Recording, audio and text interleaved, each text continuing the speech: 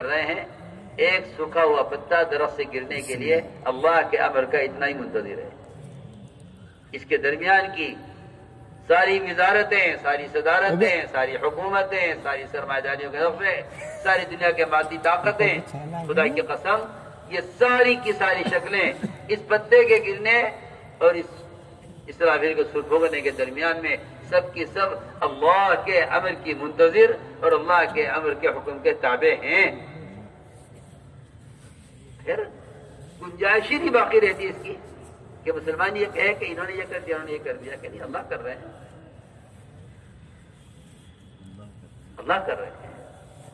اللہ کی وحدانیت کا بیان کرنے کا مطلب کیا ہے؟ کہ تو اپنے حال کو اللہ کی طرف پھیر دے۔ میں نے عرض کیا کہ بڑے بڑے حالات، بڑے بڑے حوادث، لیکن مسلمان ہرگز اپنی بدعملی کی طرف متوجہ ہونے کو تیار نہیں ہے، اپنی بدعملی کی طرف متوجہ ہونے کو تیار نہیں ہے۔ اپنی بے دینی کا الزام یا حالات پر یا حکام پر، اب تو بے دینی کا الزام شیاطین پر ہے کہ بھئی کیا کریں، شیاطین کر رہے ہیں۔ شیاطین کو کیا پڑی ہے؟ ان قید شیطان کان ضعیفا، کہ شیطان کی تدبیریں اور اس کی کوشش تو بڑی کمزور چیز ہے۔ اگر کوئی فجر کی نماز کے بعد، اگر کوئی شخص فجر کی نماز کے بعد 10 مرتبہ سورہ اخلاص پڑھ لے، شیاطین سب مل کر اس سے رات تک کوئی گناہ نہیں کروا سکتے باوجود پوری کوشش کے۔ جی حضرت علی فرماتے ہیں کہ اگر فجر کے بعد 10 مرتبہ سورہ اخلاص پڑھ لے کہ رات تک تمام شیاطین مل کر اس ایک مسلمان سے باوجود پوری کوشش کے کوئی گناہ نہیں کروا سکتے۔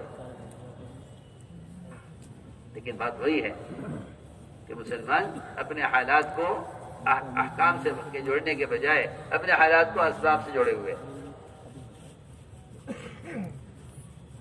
اس لیے فرمایا کہ نہیں، مومن تو بینا ہے، مومن آنکھ سے بینا ہے، مومن دل کی آنکھ سے بینا ہے۔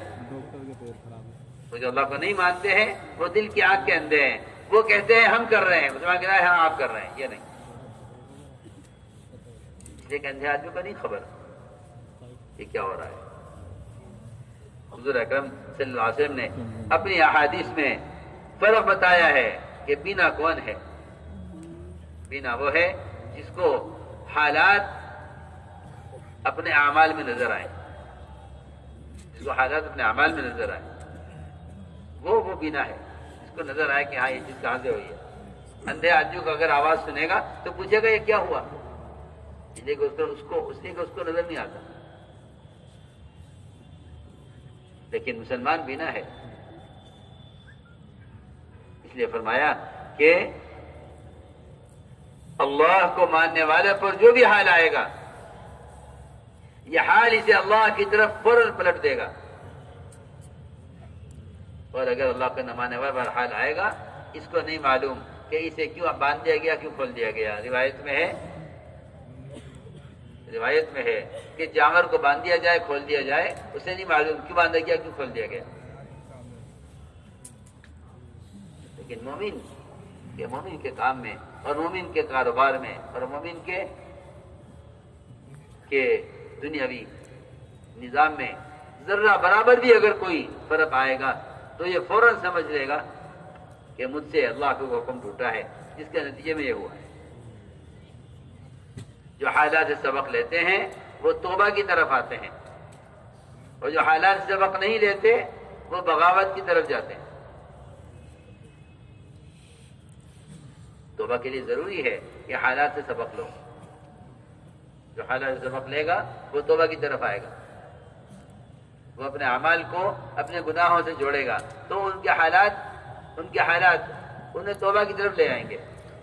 وہ توبہ کہتے ہی اس کو ہیں کہ بندہ اپنے گناہوں پر استغفار کر کے اللہ کی طرف قدم اٹھائے۔ توبہ کا مطلب یہی ہے، پلٹ کر اللہ کی طرف جانے والا، تائب، پلٹ کر اللہ کی طرف جانے والا۔ اس لیے میرے بزرگوں، دوستوں، عزیزوں، ساری بات کا خلاصہ یہ ہے کہ حالات سے کبھی نہیں بدلیں گے، حالات کے بدلنے کے لیے اعمال کی تبدیلی شرط ہے. تم اپنے اعمال بدل دو، ہم حالات بدل دیں گے. تم اعمال بدل دو، ہم حالات بدل دیں گے. اس لیے کہ حالات سارے ہمارے قبضے میں ہیں. حالات سب اللہ کے قبضے میں ہیں، اللہ کے غیر کے ہاتھ میں کچھ نہیں ہے. تو پریشانی ہے کہ وہ، میں کیا عرض کروں، خوشامد بھی ان کی کرتا ہے جن کے ہاتھ میں مسئلہ سمجھتا ہے کہ ان کی خوشامد کرو، ان کے ہاتھ میں ہے. میں کیا عرض کروں، جو یہ کہتا ہے کہ فلاں کرنے والا ہے، اس کا یہ کہنا ہی اس کرنے والے کو قوت دیتا ہے. اگر مسلمان یہ کہے کہ نہیں اللہ کرنے والے ہیں، تو حدیث میں آتا ہے کہ جو اس یقین پر آ جائے گا اللہ اس کو اپنے غیر کے حوالے نہیں کریں گے. کہتا ہے میں کرنے والا ہوں تو چلو میں کرتا ہوں. اور اگر یہ اللہ کے غیر کو کہتا ہے کہ ان سے ہوتا ہے، تو میں یقینی طور پر عرض کرتا ہوں کہ اللہ تعالیٰ ایسوں کو غیروں کے حوالے کر دیتے ہیں. اب تم جانو جسے تمہیں امید ہے وہ جانے.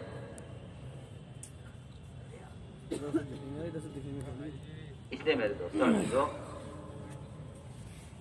خسارے اور نقصان سے بچنے کے لیے اللہ رب العزت نے 4 اسباب بیان کیے ہیں. فرمایا اگر یہ 4 کام مسلمان کرے گا تو یہ ہر زمانے میں خسارے سے بچے گا، اور اگر یہ 4 کام نہیں کرے گا تو یہ ہر زمانے میں خسارے میں رہے گا. اگر یہ 4 کام کرتا ہے تو یہ ہر زمانے میں خسارے سے بچے گا، اور اگر یہ 4 کام نہیں کرتا تو یہ ہر زمانے میں خسارے میں رہے گا. سب سے پہلی شرط یہ ہے کہ اللہ پر ایمان لاؤ. اللہ نے فرمایا خسارے سے وہ بچیں گے جو اللہ پر ایمان لائے.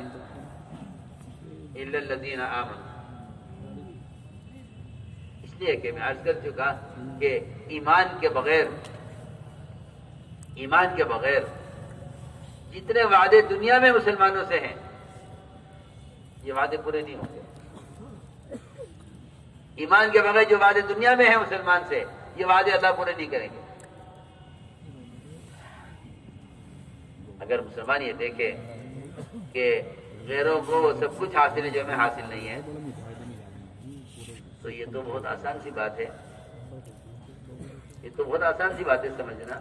اگر مسلمان یہ کہے کہ غیروں کو سب کچھ حاصل ہے ہمارے پاس نہیں ہے، اس الجھن کو، اس غلط سوال کو اور اس غلط سوچ کو ختم کرنے کے لیے سب سے آسان راستہ، سب سے آسان بات یہ ہے کہ مسلمان یہ سوچے کہ جو اللہ کو نہ مان کر جہنم میں جائیں گے، کیا وہ وہاں تمہاری جنت کے طالب اور اس کو امیدوار ہوں گے؟ سوچو. اگر مسلمان دنیا میں یہ سوچے کہ جو ان کے پاس ہے ہمارے پاس کیوں نہیں ہے، تو جب وہ اپنی جیل میں ہوں گے تو کیا وہ اس کی امید کریں گے کہ جو جنت میں نعمتیں ہیں وہ نعمتیں ہمیں جہنم میں ملیں؟ ہم تو حیران ہیں کہ اس زمانے کا مسلمان غیروں کو اپنی ابدی جنت کی طرف لانے کے بجائے ان کی چھوٹی سی حقیر ختم ہو جانے والی دنیا کو حاصل کرنے کی کوشش میں ہے. یہ ہمیں کیسے ملے؟